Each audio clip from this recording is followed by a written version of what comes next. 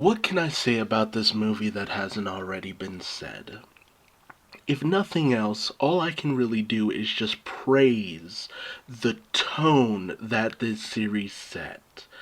The dark themes, the gothic setting, the very nature of the Joker himself, played by Jack Nicholson, that legendary performance. And talk about making a character your own when to this day an offhand change to the origin of the Joker becoming so prevalent.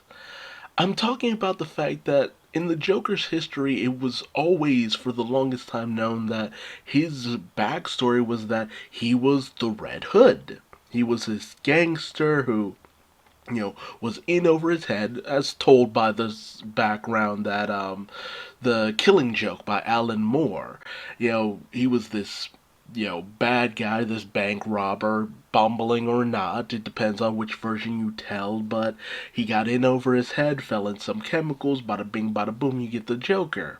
But to go in the direction of making him a gangster from the jump, you know, it really does feel like you gotta really love the more definitive way they decide to portray this. Like, they don't make it fanciful. They don't make it, oh, he was in a costume from the start. No. He just became this product of a deranged mind. He was always a monster. He just ended up becoming more unhinged. That was the thing. There was always a monster within Gotham. He just got even more out of control because of a freak accident. It could have been Batman, it couldn't have been Batman. That's the thing that people sometimes tend to overlook. It's just like, oh, does Batman make his villains or does villains make Batman? It's a little bit of both. And I feel that deep down that Gotham would have created someone like the Joker regardless of what happened later down the line. But the persona of Jack Napier, it always ends up kind of coming to the forefront. We've always kind of kept it at an arm's length of what the actual origin of the Joker truly is. And it was always kept as a mystery in order to keep up the mystique of the character. But I feel like between The Killing Joke and this movie, we've come to accept that, yeah, the Joker was a normal guy at one point. But that's inconsequential to him as a person. He's a monster. That's the thing. Forget who he used to be. What he does now, who he is now, is what is most prevalent. And what he is now is a psychopath. Killing at random, wanton destruction, chaos, mayhem, massacres. That's who the Joker is. And that's who needs to be stopped. Now, the portrayal of Batman in this movie sometimes gets a lot of flack for the fact that he offs a lot of people. And I will say I am in the camp that Batman should never kill.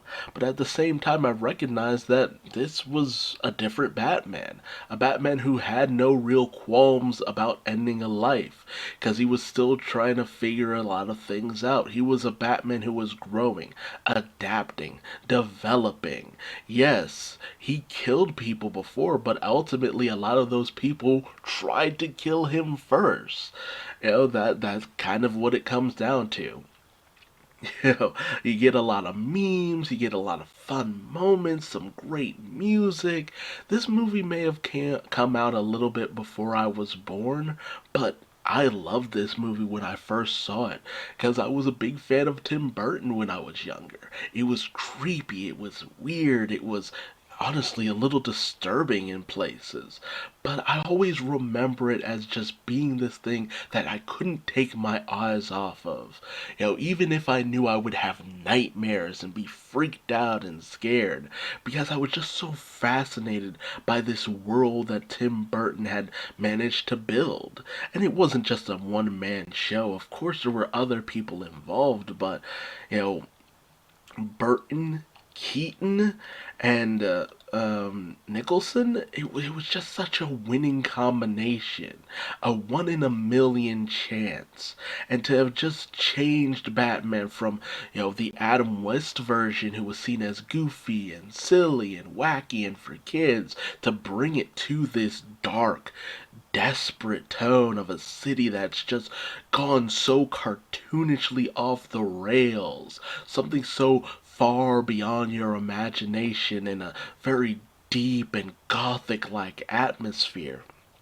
You know, between this and the animated series, of course, people ended up just gravitating towards the darker nature of Batman. Batman just really just lended himself to these darker themes between the Killing Joke and The Dark Knight Returns. This movie, Batman the Animated Series, the dark revival of Batman was going to happen one way or another. Portrayed in animation, films, comic books. It was always meant to happen. No matter where you turn, this darker, more bleaker portrayal of Batman was always just going to be at the forefront. Is a Batman a psychopath? More than likely, but in a world where you have psychopaths running through the streets, killing people with wanton abandon, that might just be what you need. We always say, why don't people just get out of Gotham? But it always felt like Gotham was the last stop of desperate people just trying to live out their lives. When you are so just desperate and needy and you don't have anything else, I bet rent in Gotham is dirt ass cheap. If you were to tell me, oh, it's only $100 a month for your rent, I'd be like, sign me up, bro. Especially in today's climate. I could just be talking out my ass, but I love this movie. It is a masterpiece. Cheesy, weird, driven, wacky, off the rails, but always a fun time no matter what. But don't just listen to me. Tell me your thoughts on this series in the comment section below. What did you think about this movie? What did you think about it when you were younger? What do you think about it now in relation? I loved it when I was young and I love it when I'm older. But maybe you have a different perspective. Do you not love it so much? Do you feel that it was better in nostalgia and in comparison to today's standards it doesn't hold up? What are your feelings? Let's get a discussion going, and I will see you next time. Bye bye.